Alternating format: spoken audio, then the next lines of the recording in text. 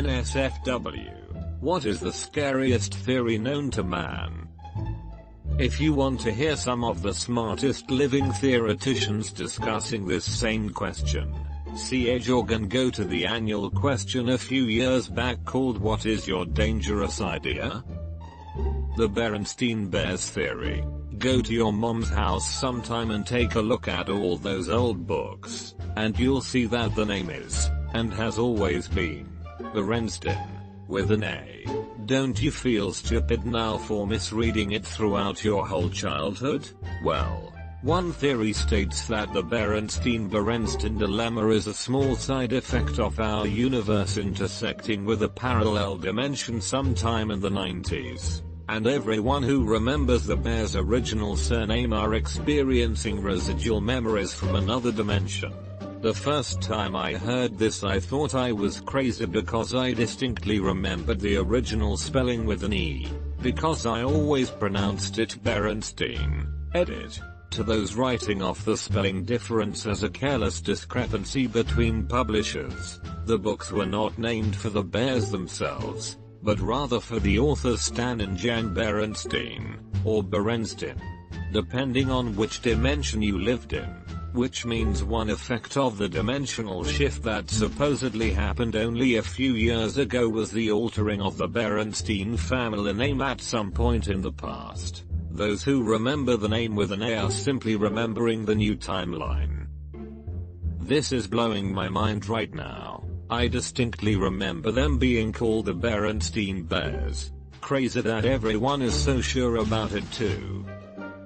I remember hearing about a study once in which participants were exposed to a series of mundane impossibilities, just scenarios that can't have happened. At the end of the study, people were claiming vociferously, and angered by someone arguing its impossibility, that they met Bugs Bunny the first time they went to Disney World. So I think the explanation for the Berenstein Bears theory is that Stein is a very unusual suffix to find in a last name, whereas Stein is quite common. Most everyone ignored it, didn't notice it when reading it themselves or to their kids. So we all kind of confabulated a bit, because Stein in a last name, to most of us, was almost a bit of mundane impossibility. We remember the last name being Stein because it always made more sense. Memory is easily fudged, to the point where some memories you have are entirely made up,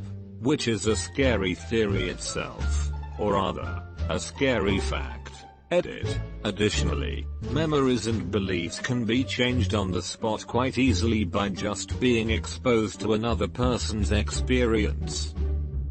As someone whose mind gets blown less often than, well, me, this actually gave me chills. Thanks for that. This should be top.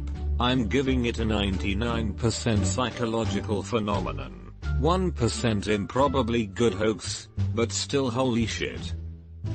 The brain in a vat theory. The brain in a vat is an element used in a variety of thought experiments intended to draw out certain features of our ideas of knowledge, reality, truth, mind and meaning.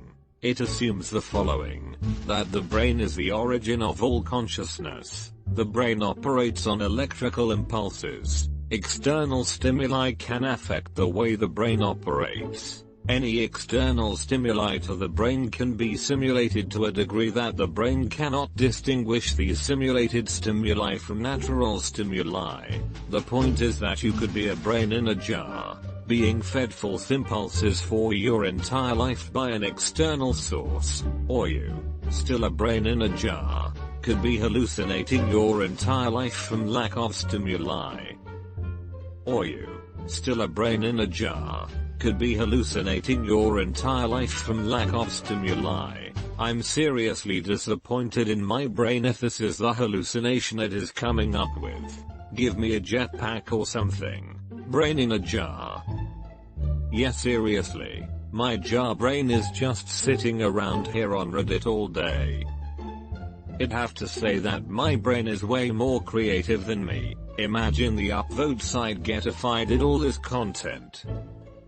That's not so bad. I mean, would you rather be a brain in a jar not hallucinating? I mean shit, there's no reason we're here in the first place. At least we get to experience things, whether they're real or not. It's just a ride, man. The brain in a vat theory, the brain in a vat is an element used in a variety of thought experiments intended to draw out certain features of our ideas of knowledge, reality, truth, mind and meaning. It assumes the following: that the brain is the origin of all consciousness. The brain operates on electrical impulses. External stimuli can affect the way the brain operates. Any external stimuli to the brain can be simulated to a degree that the brain cannot distinguish these simulated stimuli from natural stimuli.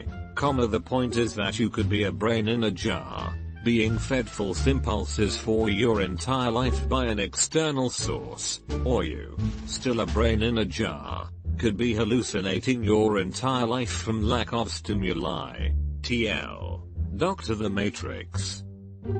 John Douglas, a former chief of the FBI's elite serial crime unit and author of Mindhunter, says, a very conservative estimate is that there are between 35 and 50 active serial killers in the United States at any given time. And they all seem to be hiding out in Miami. Edit. My top 2 comments ever are the same comment. What are some statistics I really didn't want to ask Reddit. Reddit webpage.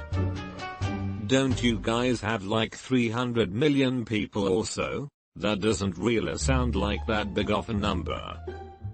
Well, it only takes a single one to murder your family after secretly living in your basement for a couple of weeks.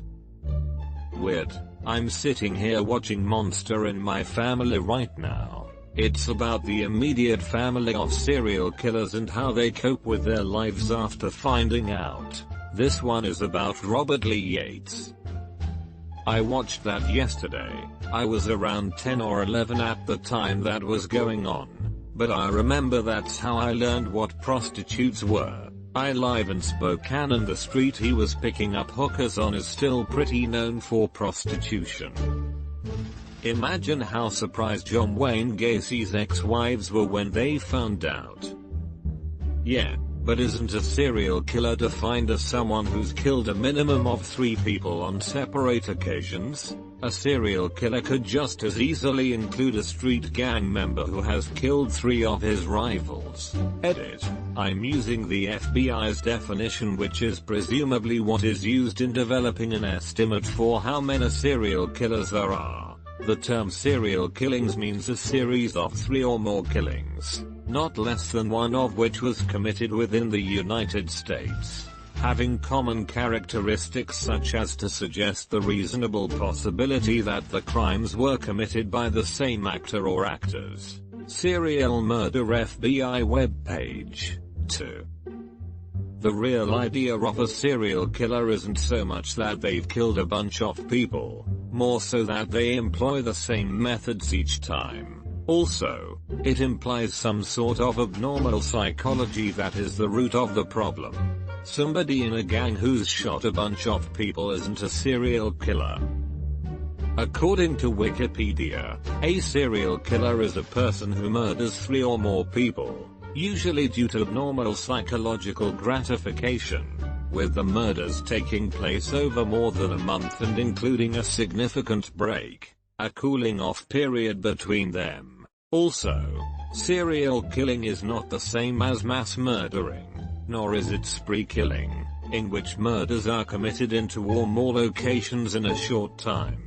However, cases of extended bouts of sequential killings over periods of weeks or months with no apparent cooling off period or return to normalcy have caused some experts to suggest a hybrid category of spree serial killer. There's a theory that our universe is in a false vacuum, Wikipedia webpage, that will eventually collapse and completely destroy or ultimately alter our universe. That would mean that no matter how far we develop, no matter how many planets we'll settled, And no matter how many medical feats humanity will have accomplished, we would have a deadline where we would be forever deleted. I mean, the heat death of the universe is still the deadline if that's not true, right? Yeah, it's no surprise. The universe as we know it, not theorize it, will eventually wind down to nothingness through entropy. It will take an incredible amount of time, but it is inevitable. You guys are giving me an existential crisis before I've even gone into work today. Humankind being forever deleted seems by far the most likely scenario, just as likely as your own death. But also all our humiliations and failings will be deleted, so stop being haunted by that dumb thing you sent when you were 17, and start being haunted by deletion. TBH, I don't understand how anything that would happen after I die could be scary, you know? I want to understand that, but my brain just doesn't get it. You could be stuck in a time loop right now and you would not be able to notice it, let alone escape it. This doesn't bother me in the slightest. If this is life infinity for me, cool. Hasn't bothered me in the slightest, and frankly I'm cool with being given a second shot. Single particle universe, Wikipedia webpage, TLDR. There is only one single elementary particle. It starts at the beginning of time, hits the end, changes polarity, bounces backwards through time to the start, and so forth. If anybody found a way to truly annihilate a single electron, the entire universe would instantly cease to exist.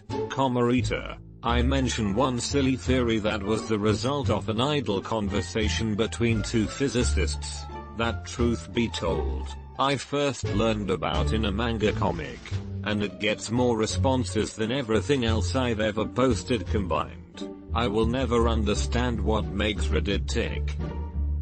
But if it's going through time like that, it made it to the end of the universe multiple times without being annihilated, so I think we're okay, maybe.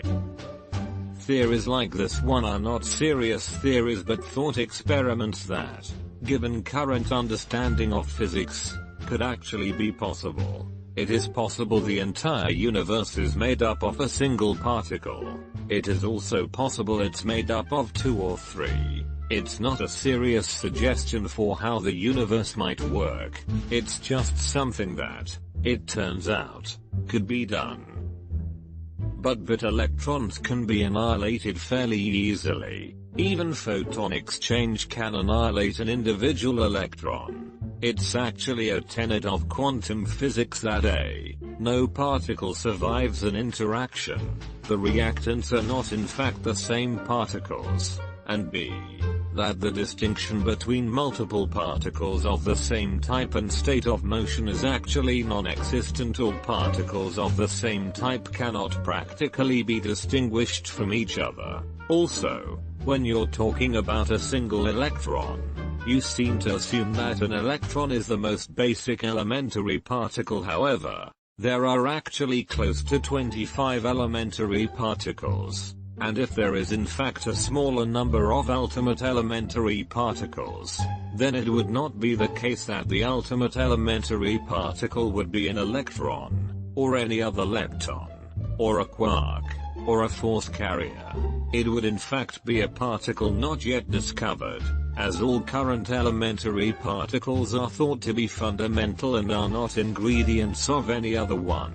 And owing to the law of combined charge, a particle with zero charge would be unable to make any particles with positive or negative charge by combining with itself. If it had positive charge, it could not produce negative charged particles, and vice versa. So a single particle underlying everything seems like an unlikely idea. TLDR. Electrons are actually being annihilated all around you. Following around a single electron is not a coherent concept, and if there was a single fundamental particle it would most definitely not be an electron. Anyone else looking through this thread for something but just don't know what it is? For me it's solipsism. Easiest way to explain it is with a quote from Wiki. Solipsism, the philosophical idea that only one's own mind is sure to exist, as an epistemological position. Solipsism holds that knowledge of anything outside one's own mind isn't sure. The external world and other minds cannot be known and might not exist outside the mind, as a metaphysical position.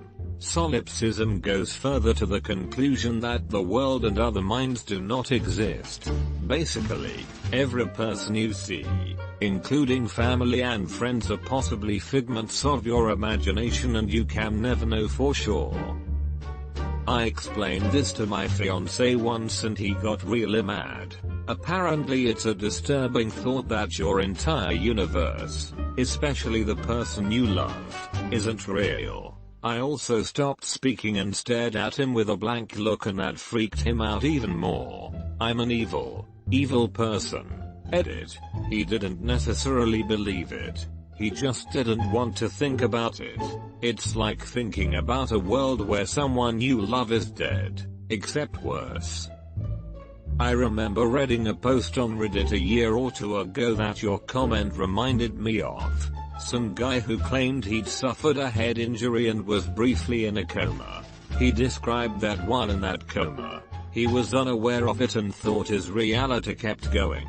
He described finishing school, falling in love with woman he very vividly remembered, marrying her, having a job, etc. All of the things that people do to build a life. He described that while in this dream, he sat down in a chair one day, and noticed that the lamp beside him seemed different. He then described how over the coming days in the dream, different pieces of his reality broke down around him, until he eventually woke up from the coma in real life. He'd only been out for a relatively short period, but he had trouble letting go of the dream world he'd lived in and had become quite depressed. Again, I'm going off memory here, so my description may not be entirely accurate, but that post was one of the more interesting things I ever remember reading on Reddit. Edit. Found it. Redditors who have been in a coma. What is it? Reddit webpage. He must have been playing Roy. The trick is to go off the grid. Don't get a social security number. Ah man, I can't wait to get my hands on Roy too. Gonna save up some flurbus and head on back to blips and shits soon. That's pretty interesting. If it's true, that would be one hell of a shock for the mind. But many scientists now believe consciousness is essentially an illusion. SFSU webpage, created to help reconcile our intuitive, subconscious actions. You can't really even know if your consciousness exists. Subconscious decisions are made 7 seconds faster. Brain scans can reveal your decisions 7 seconds before you decide, exploring the mind webpage, than conscious thought. But that 7 seconds only apply for very arbitrary tasks like pressing the right or the left button. I'm forgetting the name of the theory right now, but the theory follows something along the lines of this. The sole reason for every single human achievement throughout history is due to our innate and deep fear of death. We are beings that think beyond just instinct and understand that every one human will cease to exist. This fear of non-existence has driven us to create everything we have made today. Kinda the opposite of the will to power theory in psychology. Well, every human is innately aware of their own mortality, so every human goal has been about survival essentially. Makes sense to me. Terror management theory, Wikipedia webpage. Terror management theory, stemming in part from Ernest Becker's Pulitzer Prize-winning book The Denial of Death. That, should we destroy civilization, there are not enough fossil fuels in easily reachable places for any subsequent society to achieve an industrial revolution. We mined most of it, and the only stuff that's left requires modern technology to reach. We're all she wrote. If we fuck up, there's no coming back from it. Edit. People are asking. So here's a really interesting article on it. Could we reboot a modern civilization without fossil fuels? The NSA's webpage. Edit 2. Since my inbox is flooded with people saying but fossil fuels are new. Please note the use of the word civilization and not intelligent life. I'm talking about the survival of humanity as we know it, not the survival of intelligent life on Earth in general. I'm sure the lizard people will rule once we're gone. But I'm not talking about that, or extinction. Neil deGrasse Tyson's greatest fear is that aliens have already found us and decided we are too primitive to be worth contacting. Well, if they're looking at us from several million light years away, they probably think we're still dinosaurs or something. There's a really nice writing prompt reply about an alien species that does this and decides to destroy our planet because we seem too violent. However, between the time they launch their weapon and it reaches us, we achieve utopia. Then by the time it finally hits, we're capable of sustaining off-world life and they've just pissed us off. Edit. Okay, numbnuts. Yes, the aliens understood speed of light. They wanted to kill us before we got to them.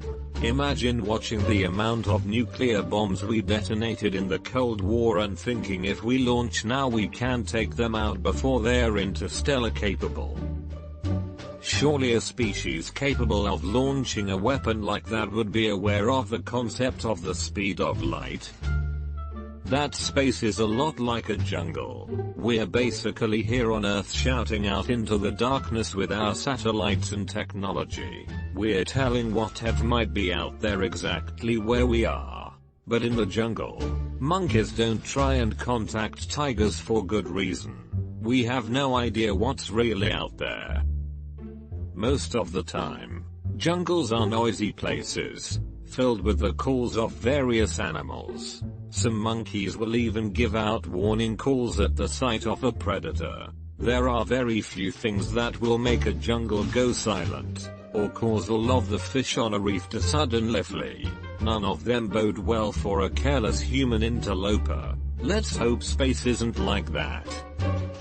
Just imagine, you're walking through a noisy forest filled with creatures of every shape and size and form and you've lost your tour guide and group. You're all alone, frantically running around trying to find the group, and at this point you've lost the trail as well. Suddenly, the forest gets completely silent, not a single creature making a sound. That one day, the universe will diminish to a state of no thermodynamic energy. Wikipedia webpage. That we live in a simulation. It's not hard to believe that one day we will be able to create a simulated world. Probably more than one. Maybe hundreds. Maybe our simulated worlds will become advanced enough to make their own simulated worlds, and so on. We might be living in a simulated world.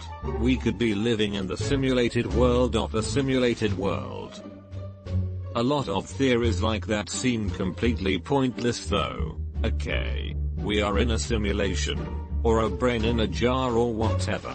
But unless there is a way to definitely prove it and use it for something, why does it matter? It wouldn't change anything. Edit. Guys, if there is no way to prove it, then I don't think we can do much about it. I mean, the theory specifically is pointless. But unless there is a way to definitely prove it and use it for something, why does it matter? It wouldn't change anything. Nick Bostrom, the philosopher associated with the simulation argument, has said that if we establish the universe was a simulation, figuring out why the simulation is being run and how we can make sure it doesn't get turned off becomes very important. The goal of this simulation is for the simulants to find out that we're running a simulation to find out how long it takes to determine the goal of this simulation. We tap into the fundamental framework that supports our simulation and gain administrative access necessary to improve our simulation conditions. Interact with the plane of existence our simulation exists within, and perhaps discover the means to venture beyond our simulation into that world. That's quite unlikely. First, if the universe is a simulation, it's run on a computer that exceeds any use of that term. The things that programmed it would have an intelligence that quite possibly isn't understandable within our universe. Literally, superior to if we converted a galaxy into pure computational matter, which itself would be quadrillions of times smarter than the sum of all of humanity that's existed to date. In another manner of speaking, imagine playing a sport against an alien species that can move through time as easily as we move left or right. It wouldn't be a matter of just adding more skill. It would simply be impossible. Presumably, one day, maybe even soon, we will be able to create a super intelligent artificial intelligence. We will reach a technological singularity because the machine's intelligence will explode out exponentially. If we are in another being's simulation, who's to say that we aren't the super intelligent eye? Here's that alien message. Less Wrong 2.0 web page. A fairly short blog post short story exploring that concept. Camper Killer commentary YouTube web page. Super relevant and explains it in a fun way. There is a theory which states that if ever anyone discovers exactly what the universe is for and why it is here, it will instantly disappear and be replaced by something even more bizarre and inexplicable. There is another theory which states that this has already happened. Douglas Adams. So it's a giant complicated riddle, but the theory disproves itself. This would mean that the answer to the riddle would be the riddle itself. This sounds like a TLDR for the history of science. Each time we understand things, we find out that reality is actually more complicated than that. Aristotle, Newton, Einstein, and so on. I always thought something similar, but rather than the universe removing itself, it simply removes the conscious being, as in, you die. No, that's just perfectly normal paranoia. Everyone in the universe has that. None of this shit is scary. It's either we're gonna die in 2 billion years or the world might be fake. Is your grip on reality so tight? Honestly, none of that is that scary precisely because we have no control over it. I'd be more scared if we had a tiny chance to escape that fate, because then the anxiety of needing to accomplish it would kick in.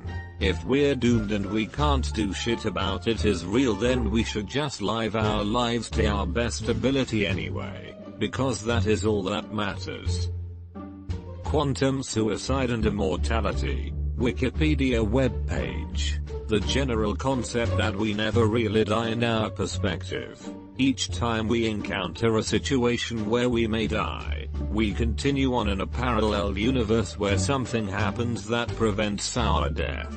But we die in the original universe. Essentially, our consciousness lives on by transferring itself to a parallel universe where we continue to exist. So we effectively live forever.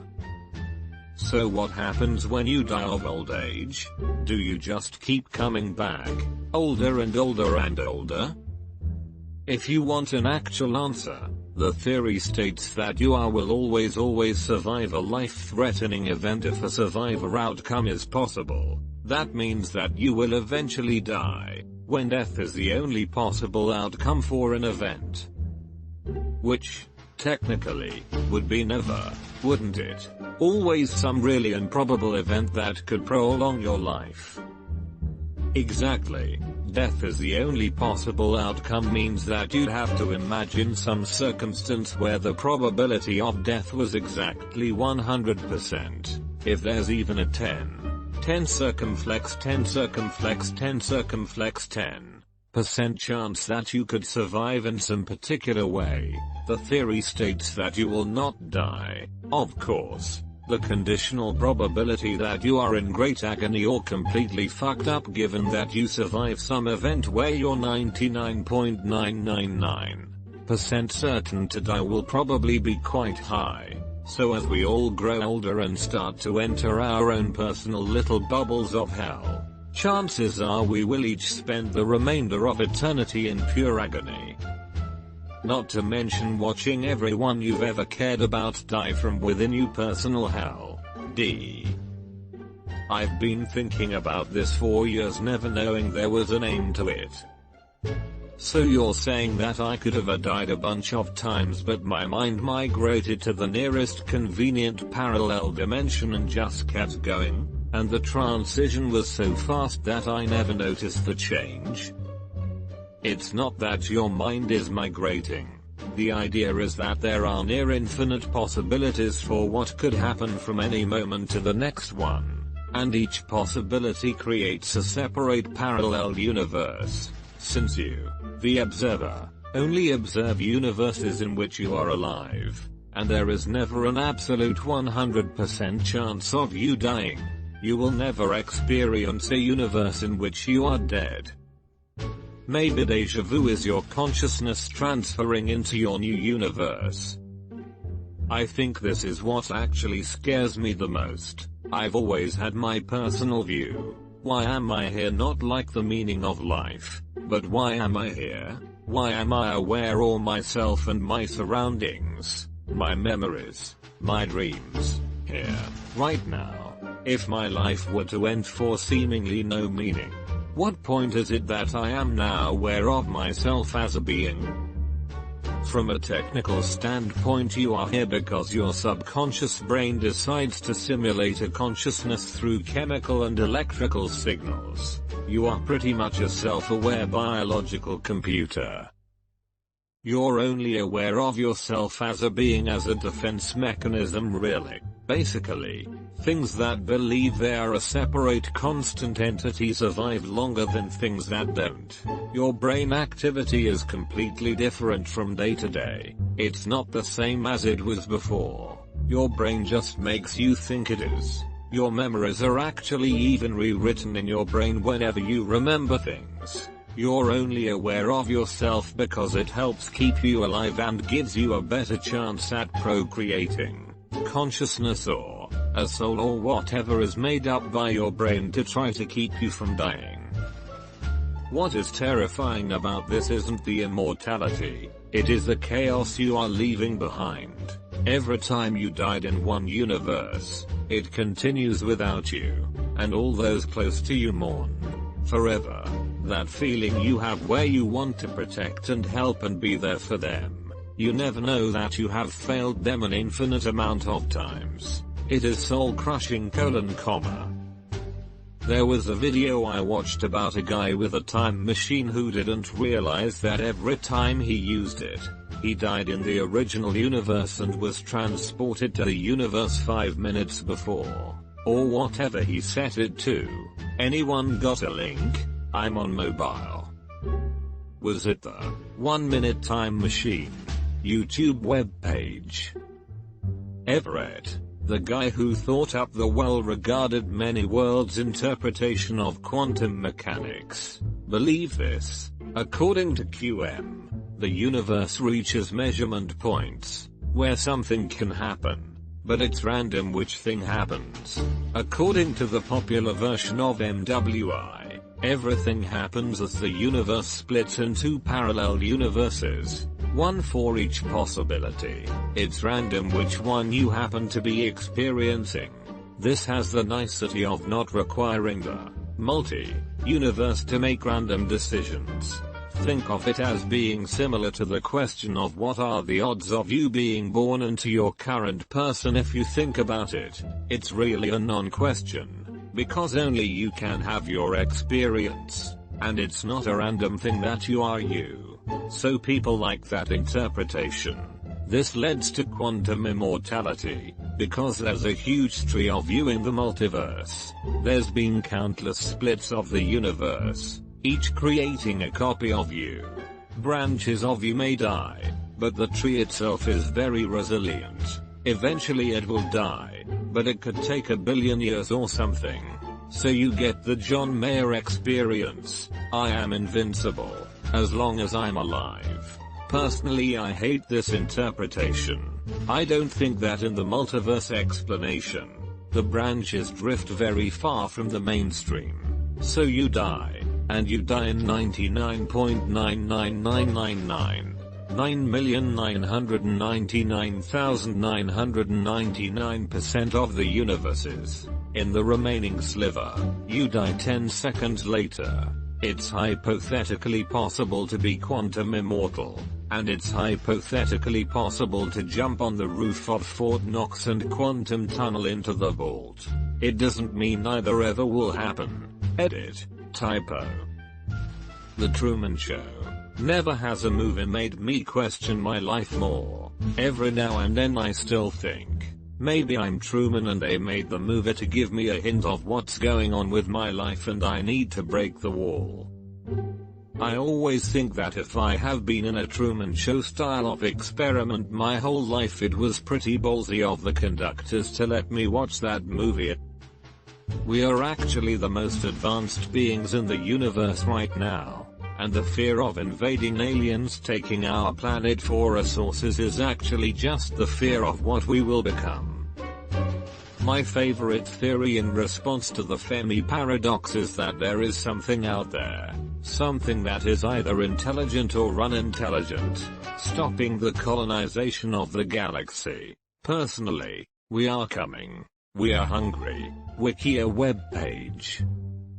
Or the easiest reply to the Fermi paradox. We are like a small undiscovered tribe in the middle of the Amazon that have only explored the few hundred miles around them and declared they are the only humans on the planet, in 2015. To further the analogy, if anyone in that tribe climbed to the top of a tree in their village, they would be able to see many areas with trees around them and all that they could discern would be unoccupied. With our satellites, we can't even see other planets in detail. We only know about most other planets in our own galaxy because of the variances in light from the planet's star as the planet passes in front of it. The Lucifer principle always is a good one to see how humans actually aren't as good as we like to think. It proposes that evil is rooted into our genetic coding as a byproduct of years of evolution and natural selection. In other words, humans exist as they do and are as successful as they are because we disregard other species' needs in order to stay at the top of the biological pecking order. So while humans always preach and boast themselves about how much they care and are sympathetic due to higher intelligence, yet disregarding that is how we came to be on top and survive. That any computer to be able to pass the Turing test would also be able to see that it would be a bad thing to do so. That there could be a machine right now that could act as a human but is also intelligent enough to know not to let us know it could. Any computer to be able to pass the Turing test would also be able to see. How so? I mean, even if a machine were intelligent enough to see the wisdom of choosing to fake the test, being intelligent does not make you omniscient. It may not be able to conclude that from the available information it has. Unlikely. After all, human intelligence and wisdom are not the same thing. If a computer is able to pass the Turing test, it would not necessarily have the experience wisdom to realize that doing so might be harmful to itself. So seen by the fact that very naive and or stupid humans exist. That's not what the Turing test tests from Wikipedia. Emphasize mine, the Turing test is a test of machine's ability to exhibit intelligent behavior equivalent to, or indistinguishable from, that of a human. If the evaluator cannot reliably tell the machine from the human, Turing originally suggested that the machine would convince a human 70% of the time after 5 minutes of conversation. The machine is said to have passed the test. A machine passing the Turing test doesn't necessarily have to have any kind of self-awareness if its programmer is a good enough bullshitter. I get what you mean. But no, this wouldn't be necessary or even likely to pass the Turing test. Passing the Turing test doesn't require intelligence or self-awareness. For example, those bots that search giant databases of conversations to find likely appropriate responses. There's no perfect ones yet, but a really good implementation of this would require no self-awareness and no real intelligence. Certainly not AI in the typical sense. Virtually all of mankind's fears, falling, spiders, etc., are based on things that were threatening to our ancestors. So keeping this in mind, why do so many of our images of monsters and demons look the same? They do. I've seen many different interpretations of demons and monsters. Right. But you can see overall themes usually. Red, because fire and heat hurt.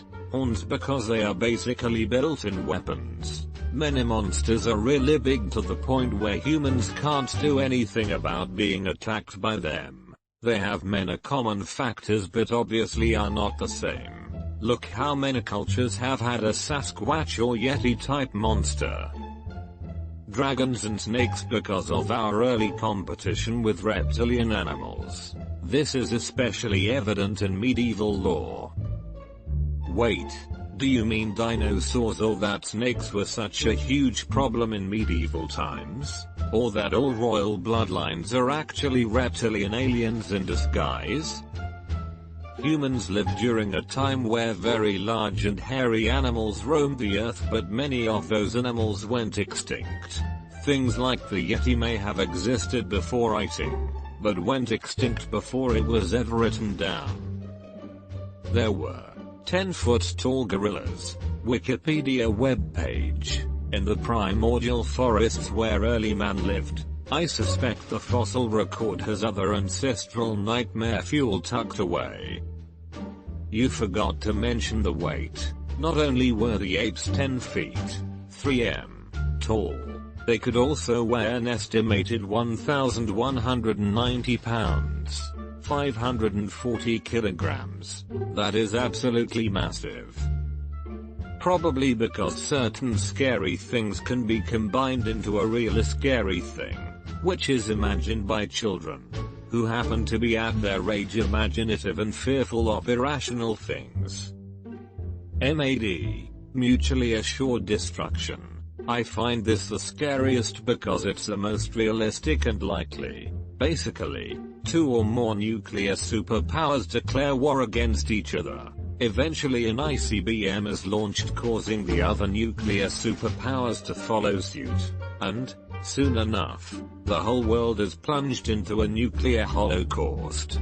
Game over. Edit. I appreciate the people correcting me on that. It wasn't really a "this would happen" theory. It was more of a "this is why you shouldn't do it" theory. I was stating that MAD itself is scary because of the sheer devastation were a nuclear war unfold. But isn't the whole point of MAD that no world leader in their right mind would ever use a WMD? Definitely the great filter theory, as it makes us look like naive simpletons merrily rowing towards the edge of Niagara Falls, singing all the way. There's something extremely frightening about hubris, especially on a species-wide level. The thing with this theory is that it's extremely elegant and straightforward. This raises the fright-o-meter considerably, too. Or we've already passed one of the filters, and we have another one coming up, like the sun exploding or cats eating us. Oh, I'm sure we've passed several. Hell, with the invention of nuclear weapons, we could have easily destroyed the entire human race several times over. But we didn't. In a parallel universe, the Cold War went hot and we all nuked each other into glass. leaving out the ice caps melting, meteors becoming crashed into us, the ozone layer leaving, and the sun exploding, we are definitely going to blow ourselves up. That we live in a hologram, Vice web page, and that it isn't because we're truly outrageous, YouTube web page, edit, I have no idea what a terac is. This brings me a lot of comfort. If we are just a computer program, there is a chance of an afterlife program, or at some point we will be able to reprogram this shit from the inside, depending on how decent the creators of our universe are. No one would create something that can reprogram itself. Didn't you see the Terminator? 1 of 2. That there are unfathomable leviathans that dwell in the universe, not unlike those in Lovecraft or other cosmic horror stories, whose appearances and motives are terrible, far beyond the comprehension of mortal beings, that can and will completely eliminate existence with more ease than you or I flicking a light switch, or that we are completely and utterly alone in the universe, simply organized amalgams of the various elements arising out of sheer chance, living a doomed existence on a small rock orbiting a lonely star in some obscure corner of an insignificantly small galaxy floating through the unimaginable infinity of space. Take your pick. Phase shift. Everyone has heard of phase change. Water turning to ice because it loses energy. Well, oddly enough, the same thing can happen to our universe. We know this, because it has already happened.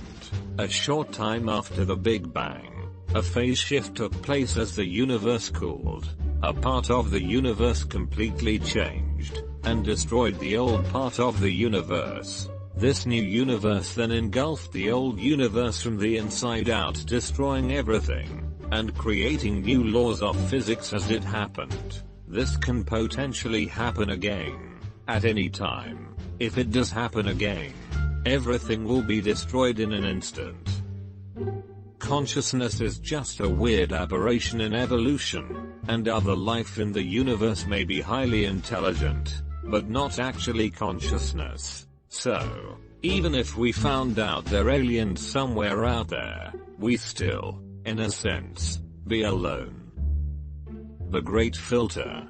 There's a point in societal development where most societies collapse. This is why we don't see sign of extraterrestrial life, aside from the sheer, mind-bending distances. Men are becoming less fertile. Several studies indicate, in only 50 years' time, the number of sperm cells per milliliter of semen has halved, from 113 million cells to 66 million. Sure, that's still a lot of sperm cells, but it could also mean that in another 50 years, men will no longer be able to make any babies at all. It's a big mystery why male fertility is declining. And it doesn't help that the decline of our species is sped up by demography. More and more people adopt the industrial, Western lifestyle. More women working rather than having kids. And with reliable contraceptives widely available, more and more couples choosing to have children at a later age. And less children. Eventually, this trend will lead up to the point when the number of humans will no longer grow, and actually start to shrink. The turning point is supposed to be around the year 2150. Exit Mundi webpage. That's assuming it's an inevitable progression, and not influenced by genetics. If it is, then infertile people will be outcompeted, gradually, over many decades, centuries, and normality will continue. Bleak future of the Earth. Wikipedia webpage. Causing extinction of human life. Wikipedia webpage is really scary when you think about it. Our minds are just neurons firing off in a specific way. Every action and choice you make really isn't a choice at all. Every bad or good decision will be made no matter what. Our minds trick us into thinking we can make choices when in reality we are just another part of the universe being propelled by natural forces. If any of these theories are putting people through a bit of a psychological hurdle where you are asking yourself if life is even really worth living, if any of these are true, just always remember, what matters is what we perceive to matter. Even if the theory that everything else is a figment of all of our imaginations is correct, does it really matter? You are still you, and you are still experiencing this simulation reality dream every day. So you might as well accept that you are a part of it and continue to live your life in the way best for you. It actually matters 0% if these theories are true, because fake or not, your life is still your life. Even if we are in a computer simulation, there isn't much we can do about it. Might as well enjoy it while we are here and not think too hard about what could be. Not to say don't ponder and philosophize, but just don't let it get you down when you read about things like this. That there is nothing bigger, no giant plan. We're not living in a simulation. This is it. My favorite by far is the 5-minute hypothesis that Bertrand Russell put forth. That all things, including all memory, all signs of aging and existence, were all created 5 minutes ago. It's totally impossible to prove, but if you sit and think about every time you blink could have been the first time you ever actually did it, shit will keep you up at night. This will be buried, but I dated a guy who works for a company in Washington, D.C. Apparently when the House of Cards came out, a ton of political people started freaking out because the storylines are so true that they thought someone was talking. So a huge majority of them hired his company to keep them safe. I've heard it said that there could be a spooky skeleton hiding in every one of us. People ask me why I never concentrate. How can you concentrate knowing there's a spooky skeleton inside you? The human eye only sees in a limited spectrum of electromagnetic waves. There is a theory that certain things only reflect waves outside our spectrum. This could explain feelings of paranoia or being watched when alone, because there is something there you can't see. The scary robo-basilisk thingy. The idea that if we don't help an RV to be made now, when it is made it will punish those who didn't help it and punish the ones who knew about it and decided not to help it more. So if you're reading this you could get more fucked by a robot. Edit. Added name so you know it's scary and you know you are dooming yourself, instead of me dooming you etc. Fucked by a robot. Clearly you have never met Fisto. He is programmed to please. Look at you. You discovered Rocco's basilisk, realized that your fate is sealed, and have now decided to pass it all on just so you bring us all to robot hell with you. You're one of those people that purposely infect people with HIV. Man. If I ever meet you in hell, I'm going to punch you. Edit. By the way, Robot Overlord, sir, I am totally dedicated to the cause of bringing you into existence. Seriously, I'm counting down the minutes, man. Rocco's Basilisk, Rational Wiki webpage, and it would do the punishing retroactively, aka it'll come back in time just to punish you for not helping in its creation. Furthermore, the proposition says that merely knowing about it incurs the risk of punishment. Thanks a lot, asshole. Shit, this reminded me of the game and now I just lost the fucking game. I hate that everyone sees AIS as evil because of movies. It's like how people view sharks because of Jaws. AIS will ultimately be our last invention because they will take over from there. And at that point maybe evolve humans themselves by removing more and more biological matter from the brain and replacing it with robotics. Just how the brain replaces itself all the time. The person you were 5 years ago is technically dead because 97% of the atoms have been replaced slowly enough so that it does not just become a copy of you but you. Humanity might go extinct because of AI, but not in the death kind of way, but because our ability to digitize everything will end with ourselves. Found the AI. You're not fooling me, buddy. You're not torturing me for not helping you exist. The monkeys fear that deep down, people can care about 500 people. If the person isn't part of your family, your friends, your community, even there are some abstractions like country, but it's weaker. You can basically watch them starve and be unaffected. The theory being that people only care about their small sphere, like when monkeys lived in small communities. This is why the news is always trying to connect foreign tragedies to local audiences. A person in this city has family in the Philippines and are waiting for news from the latest typhoon.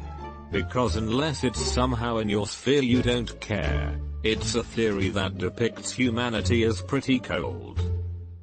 Or maybe it's just because we had to process every tragedy in the world with the same level of empathy. We'd all be emotional wrecks 24/7. David Suzuki's 59th minute theory. The human race believes because we have existed this long that we are doing reasonably well in population control over our history, and that we have time to correct the abundant overpopulation that has begun to weigh upon our existence, based on the properties of exponential growth. This is incorrect. If bacteria doubles each minute in a test tube and it takes 59 minutes to fill half of the test tube from a single bacteria, the bacteria has no idea that despite surviving for 59 minutes, it has a mere minute remaining before hitting critical mass. We are the bacteria and we have mere seconds remaining at our rate of growth. The theory of no time. It states that time does not exist, that time by itself supposedly has only one state, which is right now, thus rendering time discussions irrelevant.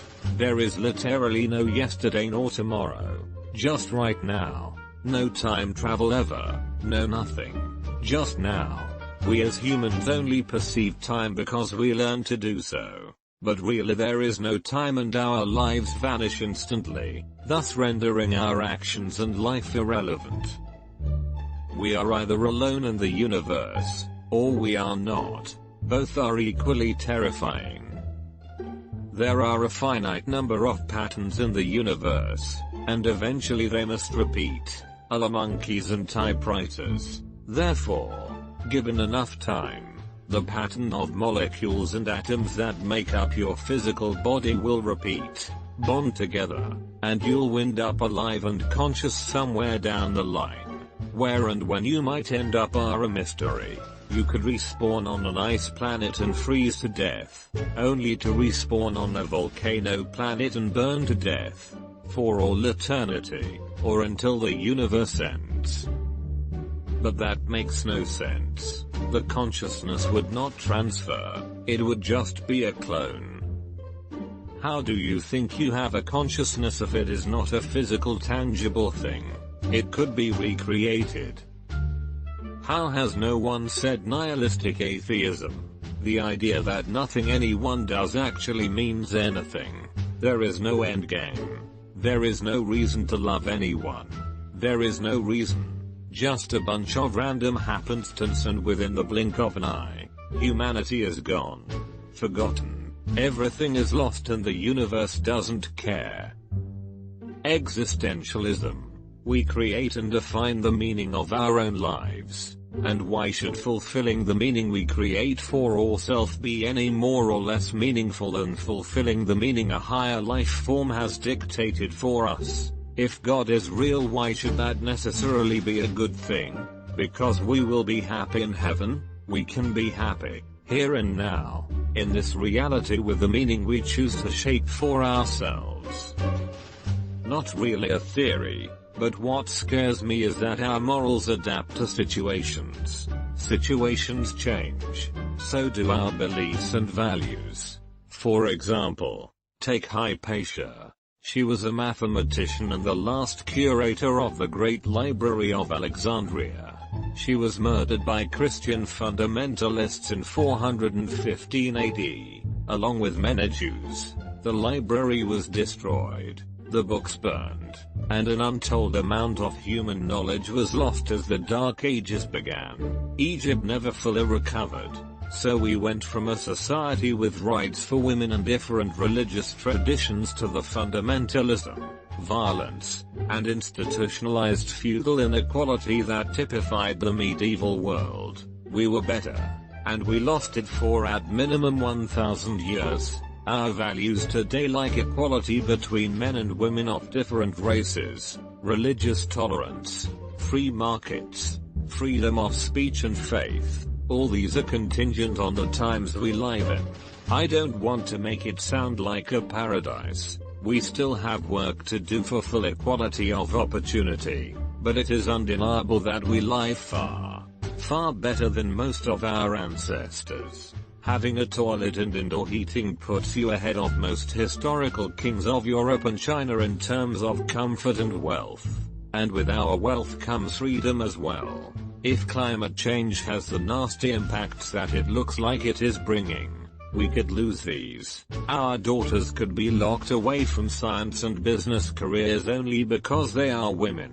They could be locked in loveless marriages and raped with no recourse to security. We could be discriminated by race in formal, institutionalized ways once again. Slavery could return, with its many evils. We could be denied freedom of speech, faith, or even travel by repressive regimes. Our grandchildren could walk by the remains of bridges and buildings and wonder what giants built that. In short, what we consider values today could be considered unattainable, and possibly unthinkable, luxuries by our descendants. Edit. I'm genuinely surprised by how many folks don't consider the Dark Ages as a real phenomenon. It isn't just a history discussion. There are environmental indications for changed conditions, including forests expanding over former agricultural land. 1. A drop in farmed land overall. 2. And evidence for nastier climate. 3. I get that Dark Ages is a loaded term, but in the context of antiquity, literacy, writing, mathematics, and the early medieval era, decreased farmland, depopulation, migration, there is a real change in how people lived. I guess we can characterize the shift from farming and urban areas to mobility as innovation, but I think that is stretching it. A lot of the events that folks are citing as evidence for lack of a Dark Age, Islamic science, Byzantine Empire, either happened centuries later or are overblown. Byzantine Empire lost a lot of territory following the collapse of the Western Roman Empire. 1. Dressler, M. Selig, U. Duffler, W. Adler, S. Schubert, H. Huberner, T. 2006. Environmental changes and a migration period in northern Germany as reflected in the sediments of Lake Dudinghausen. Quaternary Research 66. 2537. 2. Drielbrot, S. Weithold, J. 2015. Lake Belor and its catchment, northern Germany, a key archive of environmental history in northern Central Europe since the onset of agriculture. The Holocene 25. 296-322. 3. Baker, A. Hellstrom, J.C. Kelly, B.F.J. Merithos, G. Trottet, V. 2015. A composite annual resolution stalagmite record of North Atlantic climate over the last 3 millennia. Nature Scientific Reports 5. 10307. 1-9. doi. 10.1038 Ret 10307. Our bad history. gonna read it in a response I made below so these are more visible. Go to our Ask Historians or our Bad Historian, search Alexandria. You'll have more debunking than you'll know what to do with. I'll even spot you 2 links. Library, Reddit webpage. Hypatia. Till Hypatia was a martyr to science and flayed bad history. Reddit webpage. Hypatia was killed because of her supposed political ties with Orestes, a Christian himself. Not just because she was a woman with knowledge. Indoor heating and plumbing was available since the late antiquity. Romans had floor heating, for God's sake. Dark Ages is also a discredited term by most historians. While some parts of Europe suffered from wars and plagues, in other places like Asia or the Middle East, civilization pretty much kept going. The Eastern Roman Empire stood strong for at least another 600 years, building things like this Wikipedia webpage. The Islamic Golden Age Wikipedia webpage is also a high mark of that time. You have a very romanticized view of history. Okay, this is like the 4th time I've seen this mentioned again, so I'm sorry to call you personally out, and I'm sorry, but it's a fucking retarded idea.